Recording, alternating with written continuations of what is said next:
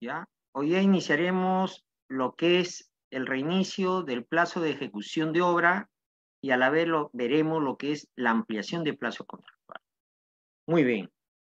Nosotros sabemos que por estas temporadas hemos tenido la visita, pues, eh, lo que llamamos el COVID, la visita en la zona norte, lo que es lo que se inició con el fenómeno Yaku, ¿no? Que de cierto modo dejó estragos por el norte. Si hablamos a nivel de nuestro país, en Tumbes, en Piura, Chiclayo, Trujillo, Chimbote, Igualima y continuó, ¿no? Veremos precisamente la casuística que vamos a desarrollar ahorita respecto a una obra que tenía eh, como ejecutor un contratista en la zona del norte, ¿no? Y que de modo alguno estaba, diríamos, en presupuesto de una municipalidad. ¿Qué es lo que ha resultado? Lo que ha resultado es que en la ejecución de la obra, el contratista tuvo que suspender el plazo de ejecución debido justamente al fenómeno Yaku. Hizo destrozo. Y si ustedes más no recuerdan, bueno, en cada lugar tuvo una fecha. En el caso de Trujillo, La Libertad se produjo el día 9 de marzo, si mal no recuerdo.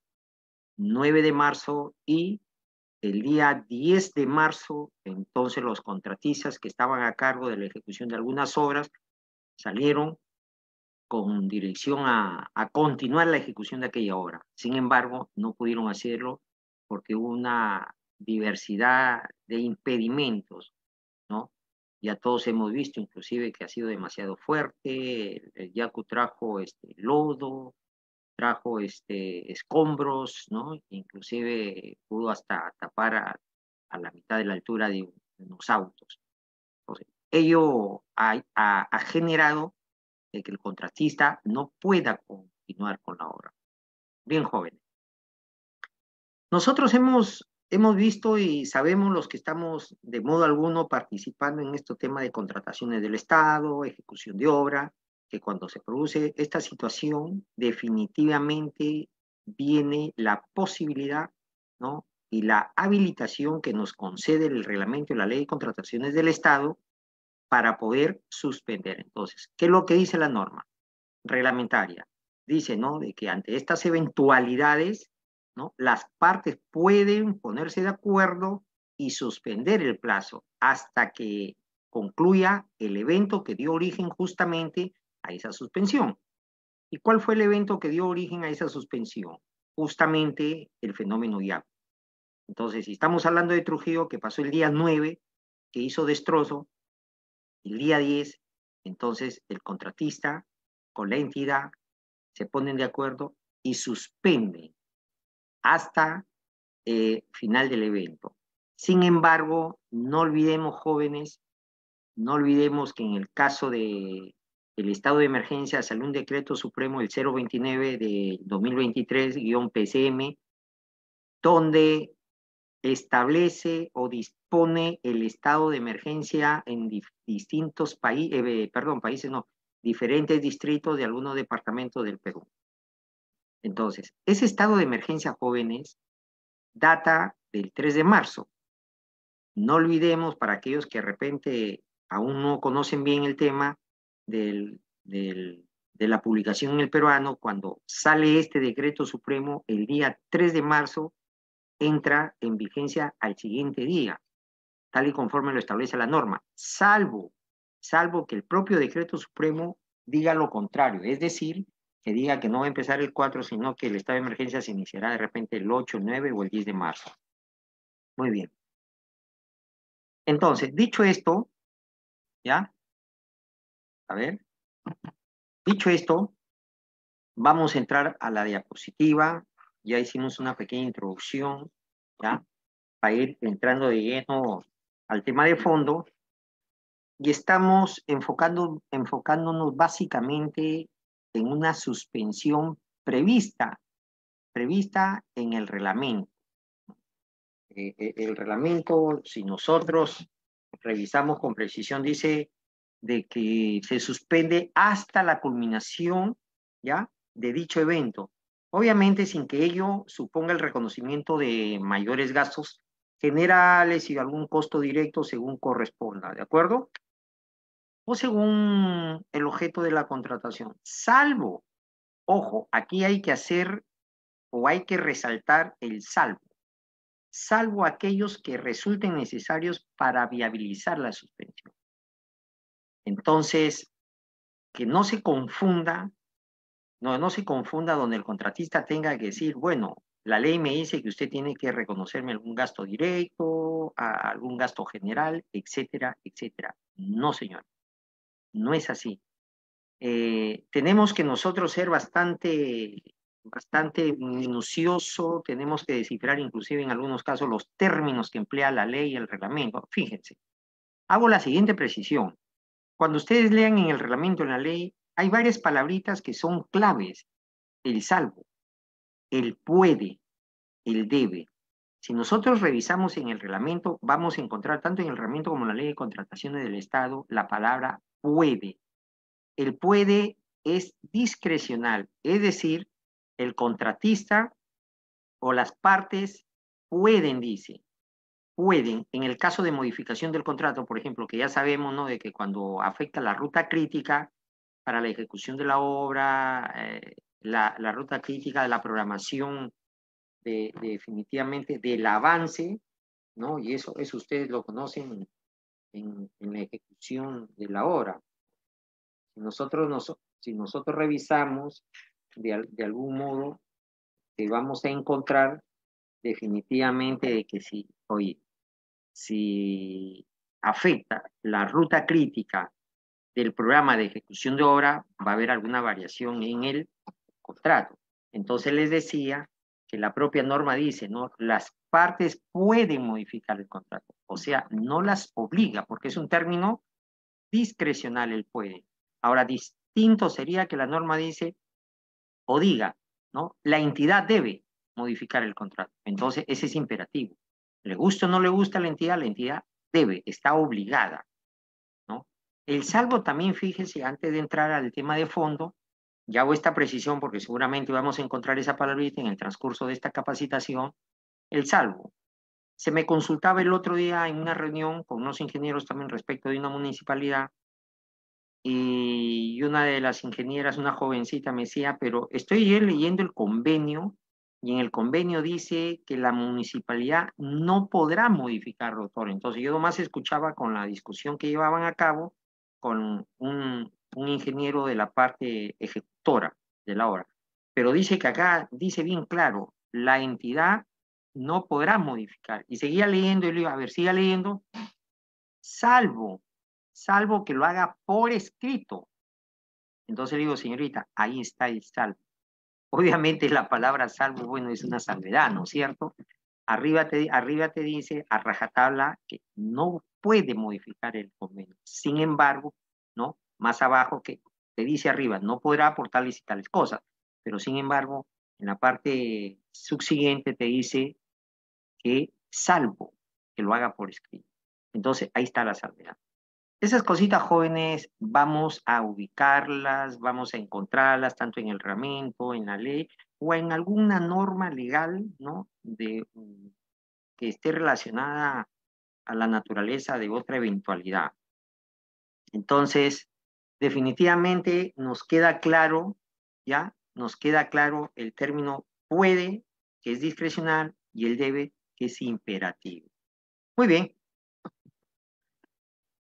Veamos el caso práctico, joven, en una municipalidad.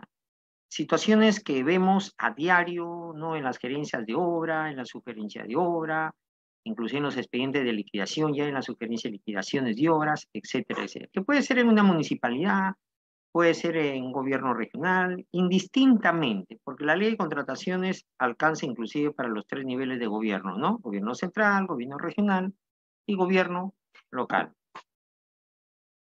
Fíjense, si nosotros nos enfocamos justamente al tema que vamos a desarrollar, no perdamos de vista, jóvenes, lo que ustedes están visualizando en la pantalla es el texto único ordenado. ¿Por qué quiero precisar esto? Porque en algunos, en el caso de los jóvenes, ¿no?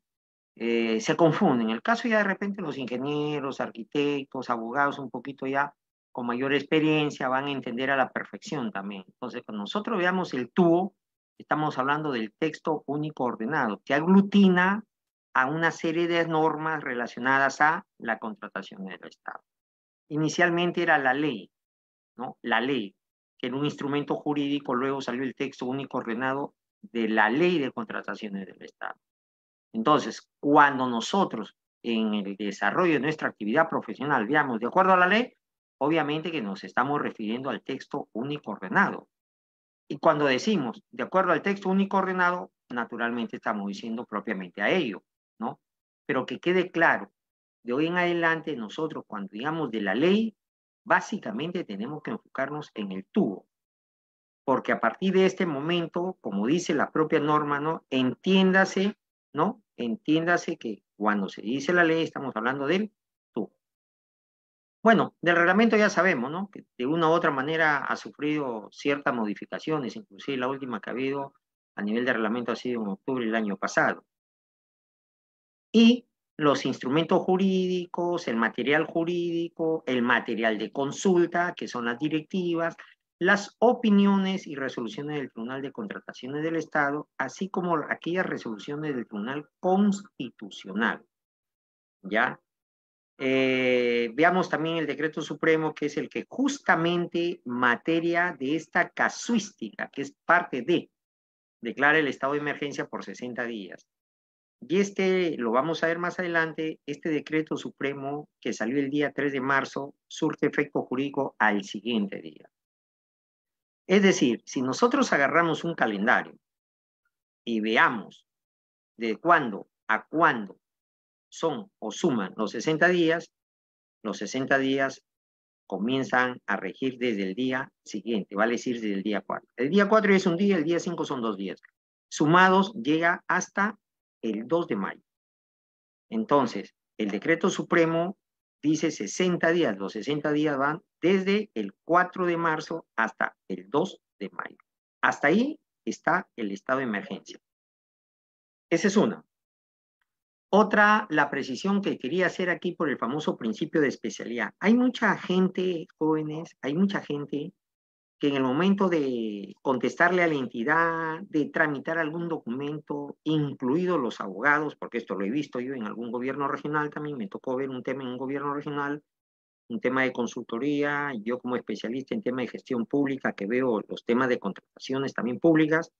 Entonces, en algún momento un abogado presenta a un gobierno regional y dice, ¿no? De acuerdo al artículo tanto de la ley de procedimiento administrativo. Sepan ustedes, jóvenes, que cuando hablamos de contratación del Estado tenemos que aplicar, ojo, por el famoso principio de especialidad, debemos aplicar lo que está previsto en la ley, el reglamento y los demás instrumentos jurídicos que por la naturaleza de la relación contractual deben aplicarse a las contrataciones. Es decir, ley, contrataciones, directivas, opiniones y todo lo que ven aquí. El, el, propio, el propio principio de especialidad deja entrever, está escrito en la norma, deja entrever, ¿no? Que se aplicará de manera supletoria, dice la ley de procedimiento administrativo general, la ley de derecho público, inclusive la de derecho privado, en cuanto le sean aplicadas. No es que yo debo aplicar las normas de derecho privado, el procedimiento, la ley de procedimiento administrativo, no, joven, no, porque es una norma muy especial, ¿ya? Es una norma muy especial.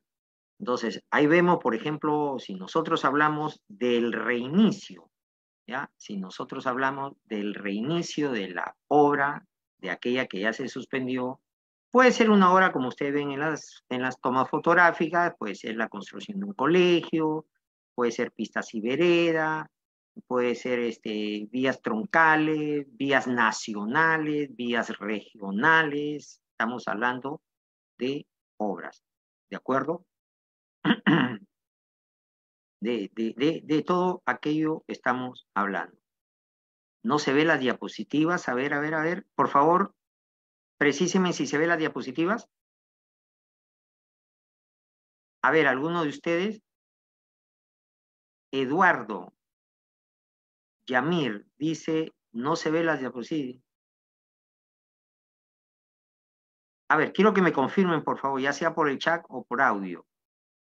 Me escribieron, dice, no se ve la diapositiva.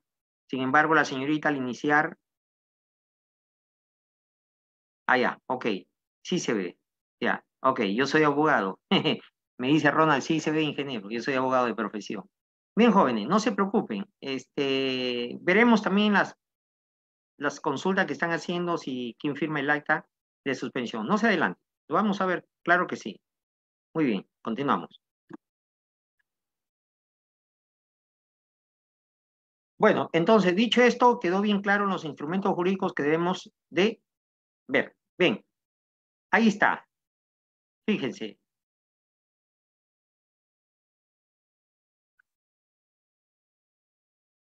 Fíjense. Ahí está, jóvenes. ¿Ya? Dice, la norma precisa lo siguiente. Cuando se produzca eventos no atribuibles, ¿ya? Cuando se produzcan eventos no atribuibles a las partes que originen la paralización de la ejecución de las prestaciones, estas pueden, fíjese, ahí está lo que les había comentado, estas pueden acordar por escrito la suspensión del plazo.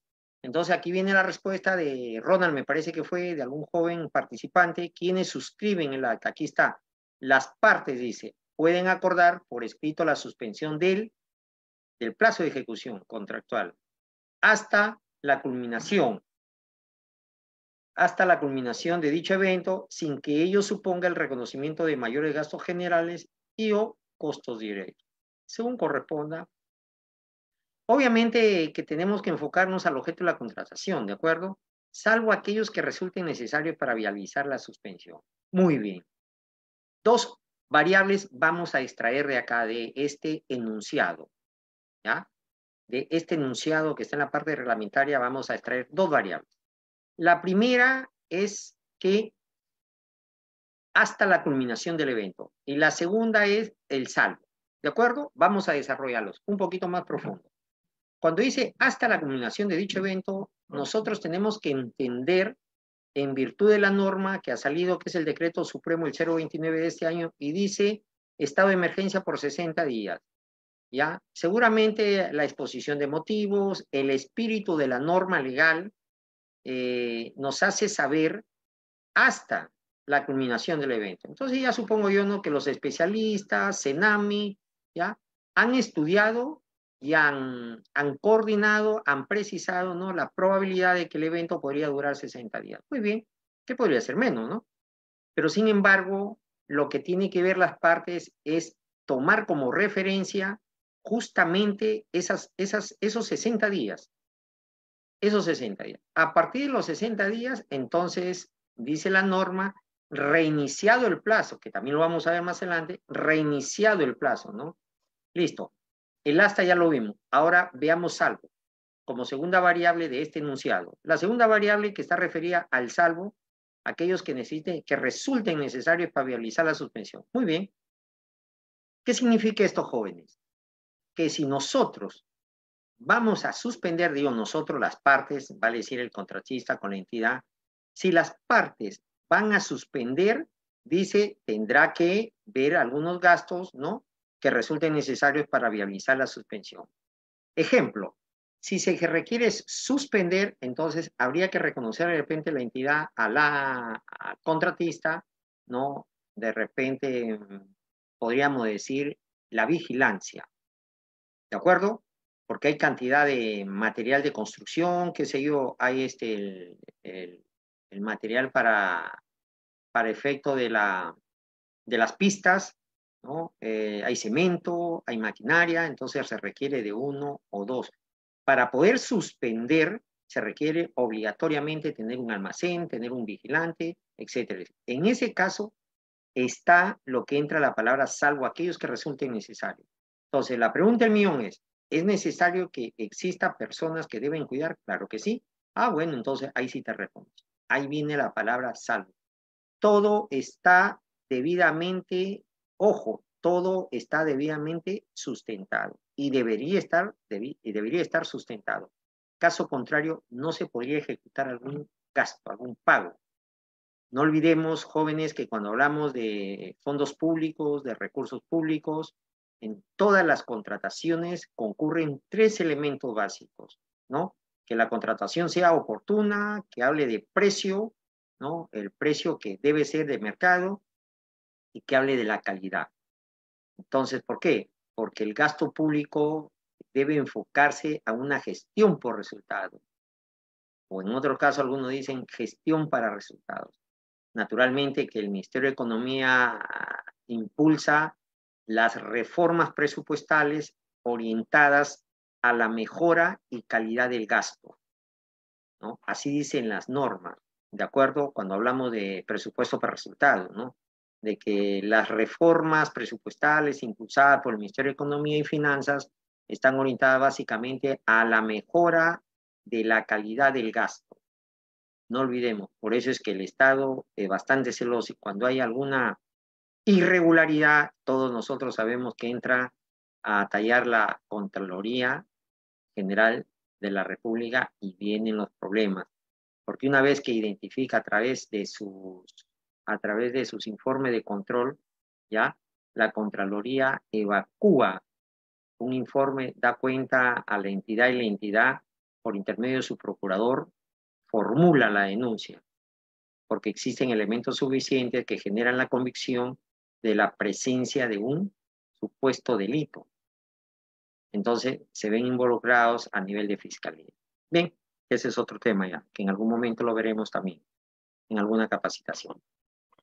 Entonces, quedó claro, jóvenes, que las partes pueden suscribir a la respuesta de su compañero que consulta. ¿Y quién suscribe el acta? Naturalmente que las partes. Miren, no se olviden, jóvenes, y qué bueno que haya preguntado también, no se olviden que, por ejemplo, en el caso de la suscripción del acta, ustedes tienen que ver, por ejemplo, en lo subsiguiente, en el tema cuando se modifique el contrato. Ustedes revisen, por ejemplo, las actividades ya que tiene la sugerencia de obras, la gerencia de obras. En el ROF van a encontrar con precisión cuáles son las funciones. Inclusive hay algunas pautas. En este caso lo suscribe ¿quién? La sugerencia de obra, lo suscribe el gerente de obras, ¿no? Acompañados los dos, ¿en compañía de quién? Del contratista, y en el contratista, por parte del contratista, firma el representante legal o en su defecto el apoderado de la empresa y el residente de obra. ¿Por qué? Porque si ustedes revisan en las bases estándar van a encontrar que quienes participan de estos eventos son ¿cómo se llama? El residente de obra, ¿verdad? En la ejecución de la misma vendría a ser el representante del contratista. Y por el lado de la entidad vendría a ser el inspector o el supervisor, según corresponda. ¿Cuál es la diferencia de hablar inspector o supervisor? También tenemos una capacitación específica cuando nosotros hablamos de las obligaciones del supervisor o del inspector. El inspector no es otra cosa que la persona que va en nombre de la entidad y esta persona es un trabajador de la propia entidad. La diferencia con el supervisor de obra, que la entidad dispone que vaya el supervisor, que puede ser una persona natural o una persona jurídica. Y la persona jurídica dispone de uno de sus ingenieros, porque es una empresa, una consultoría para efecto de la supervisión de la obra tal, y esta empresa ganadora de la supervisión dispone de un ingeniero. Se dan cuenta, jóvenes, como es bien sencillo. En la práctica todo esto sabemos, todo esto lo saben a la perfección, ¿no? Los ingenieros, arquitectos que están involucrados en las obras. Y tienen que saberlo porque es parte del día a día cuando ellos están en el caso de una supervisión de obra o cuando les toca estar como residentes de obra. Entonces, aquellos profesionales tienen que tenerla bien clara. ¿Alguna inquietud hasta este momento, jóvenes? ¿O para continuar? A ver, ¿va quedando claro? A ver, sus compañeros, creo que estaba Ronald con inquietud. Bien, al no haber, continuamos. Fíjense, he querido jalar un encabezamiento de un acta, ¿no? En este caso, por ejemplo, el Programa Nacional de Saneamiento Rural. Dice, acta de suspensión del plazo de ejecución de obra. Número 3, por causas ajenas a las partes. Y le ponen la nomenclatura de la obra. Ahí está. Algunos le ponen el código SNI, otros no le ponen, otros ponen el código único de inversiones, el famoso CUI, ¿no? Entonces, he querido jalar esto para efectos que vaya quedando claro, ¿no? El acta de suspensión. Ya en el acta de suspensión vamos a poner casi idéntico, que sería un copy-pega de la parte principal de lo que es el contrato, ¿no? O sea, vale decir como una especie de generales de ley de la persona, ¿no? Tu nombre, tu apellido, tu DNI, etcétera, tu domicilio, etcétera, etcétera. Algo así pondríamos en esta acta de suspensión. ¿Qué se recogería aquí? Simplemente lo que aparece en el contrato, ¿no? La obra, ¿no? Eh, el, el lugar de ejecución de la obra, el plazo de ejecución, el contratista, el ejecutor, la entidad, el importe de la obra, si es 2 millones, si son 3, 4 millones, etcétera, etcétera. Es válida el acta, es válida, suscrita entre las partes, sin tener algún tipo de legalización, claro que sí, porque las partes están acordando y en ese documento que es acta de suspensión están plasmando su voluntad, mucho más si la norma ha precisado que las partes pueden, inclusive, así dice la norma, ¿verdad? Las partes pueden suscribir, ¿verdad? Por escrito, pueden suscribir por escrito. Entonces, que no quepa duda, jóvenes, de que el acta la suscriben las partes. Hasta ahí va quedando claro todo lo que estamos comentando y si hay alguna inquietud, por favor, háganmelo saber para ver de qué manera podemos contribuir justamente a esclarecer, a absorberles alguna inquietud.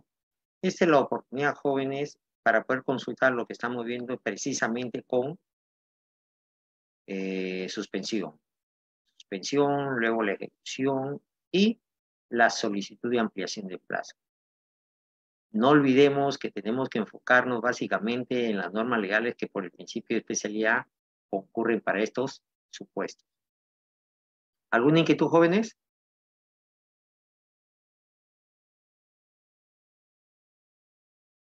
Bien, veamos a ver el...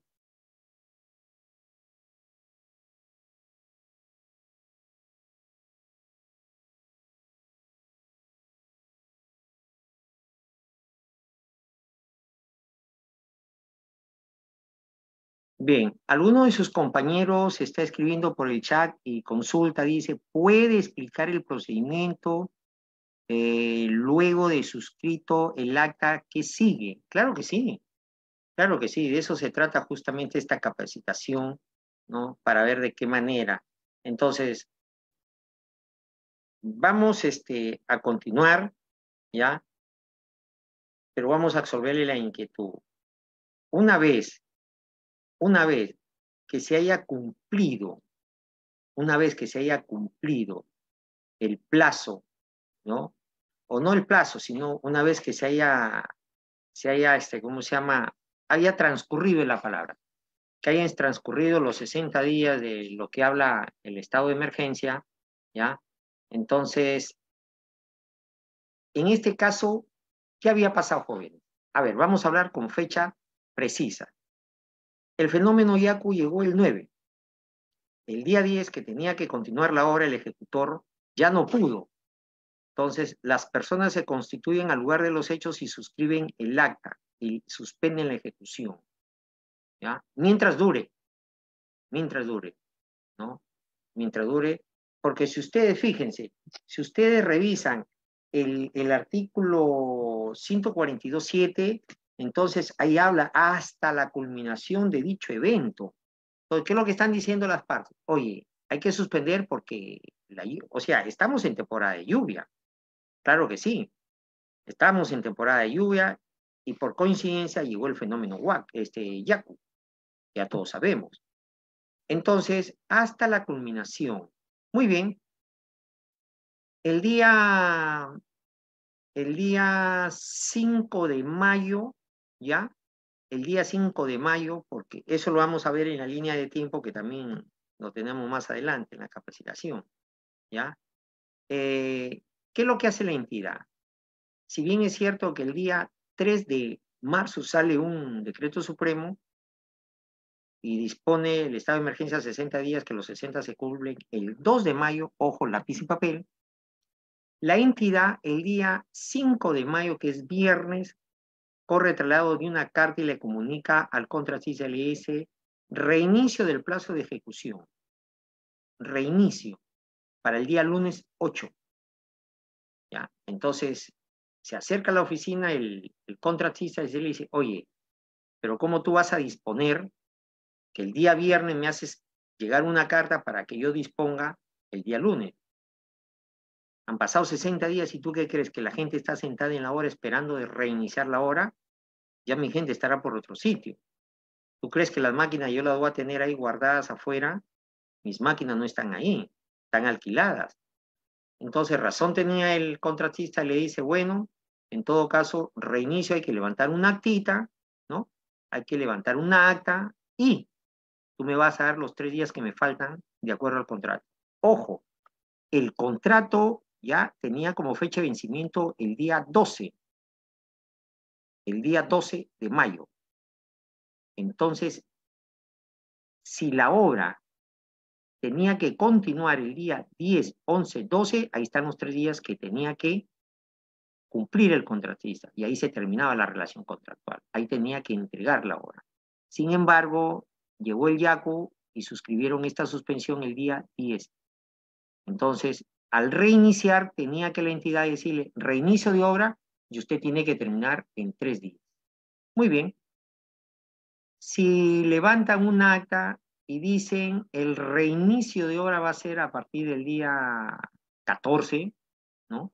El día 14, entonces tendría que darle el 14, 15 y 16, ¿verdad? Son 3 días que tenía que darle. Pero el contratista comentó y comunicó y dijo, oye, pero si el fenómeno Yaku, que ha sido una lluvia que vino a destrozar, mira la hora que me ha destrozado, han sido pistas y veredas.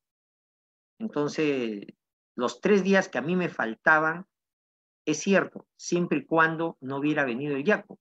Pero como llegó el Yaku, entonces a mí me ha malogrado mi obra. Entonces tú tienes que darme ampliación de plazo, ¿ya? Y no es mi culpa, porque así dice la norma, ¿no?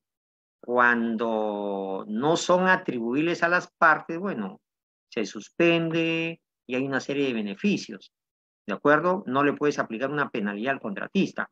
Entonces el contratista dijo, muy bien, nos ponemos de acuerdo para levantar. Muy bien, hacemos una actita y decimos reinicio el día 14 de mayo. Tú me das 3 días, entonces tenemos 14, 15 y 16, o en su defecto 15, 16 y 17, que no recuerdo exactamente si fue el 14 o 15. Entonces tú me das 3 días y yo termino la obra, pero por si acaso no la voy a terminar, no la voy a terminar.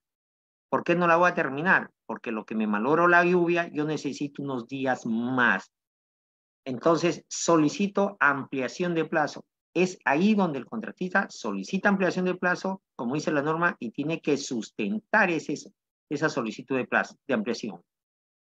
Entonces, ¿cuál va a ser su instrumento jurídico clave para sustentar que en realidad hubo lluvia? Son 2 cosas puntuales. El decreto supremo que establece el estado de emergencia, porque hemos conversado qué significa ese estado de emergencia, qué significa ese decreto, ¿no? ¿No? Y adicionalmente, inclusive puede adicionar algún tipo de documento que acredite en la situación la eventualidad.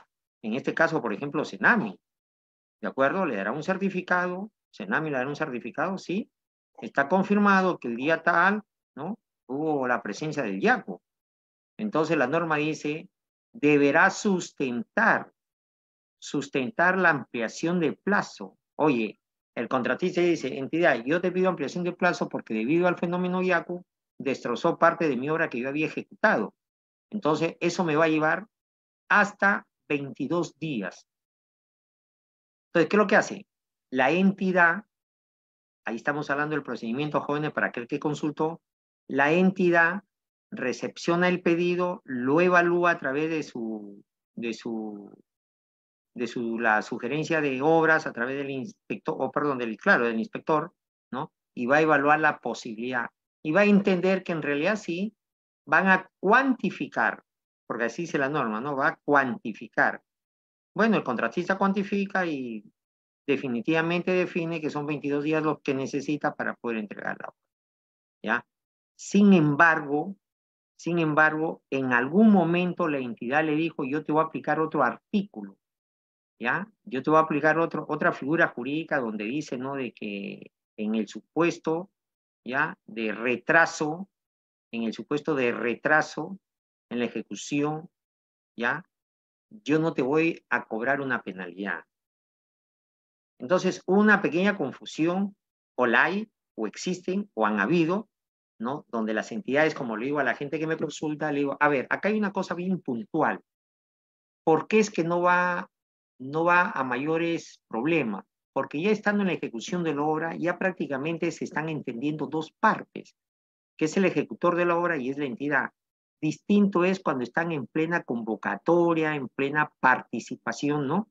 En plena participación de no hay una y otra cosa y los participantes cuestionan, consultan, ¿no? Inclusive se van a ciertos recursos, ¿no? Para traer abajo todo un expediente y finalmente en realidad no correspondía otorgarle la buena proa a la empresa tal, JJ, por decirlo de alguna manera, ¿no?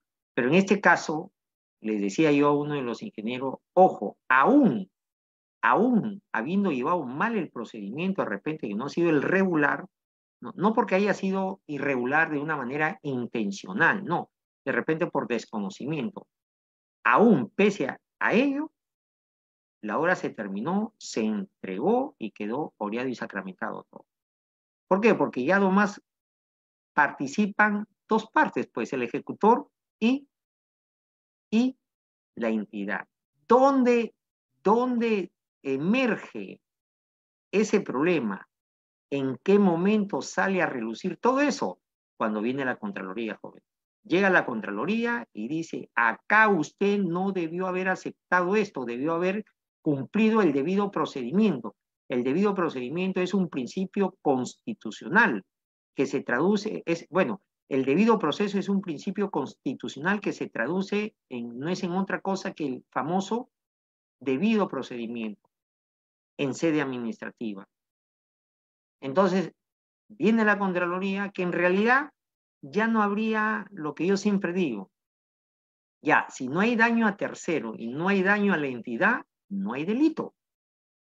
Pero sin embargo, la Contraloría de repente va por el lado de negociación incompatible, aprovechamiento del cargo, que usted debió haber observado y no observó, y bueno, y hay una irregularidad. Y viene el proceso penal, ¿no? Entonces, de eso hay que tener bastante cuidado, joven, ¿ya? Seguimos. A ver, acá en el chat, alguno de sus compañeros, a ver.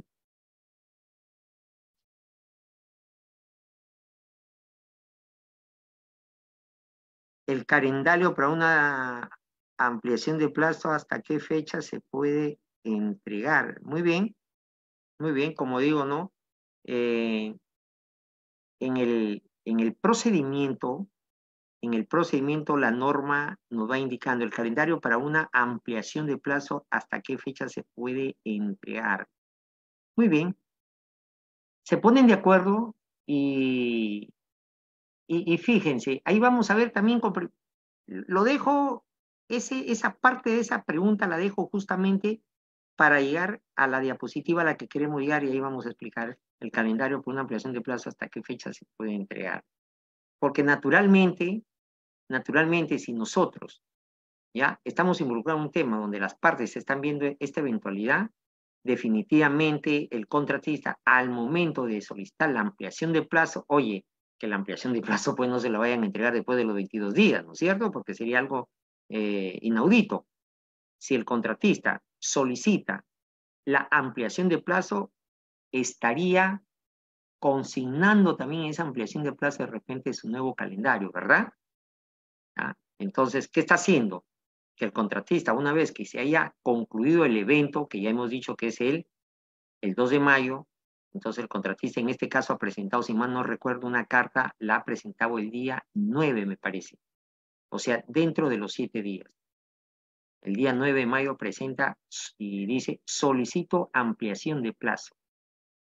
¿Te das cuenta? Y si en esa ampliación de plazo ya está presentando su calendario, entonces ya lo está cumpliendo dentro de los 7 días. ¿De acuerdo?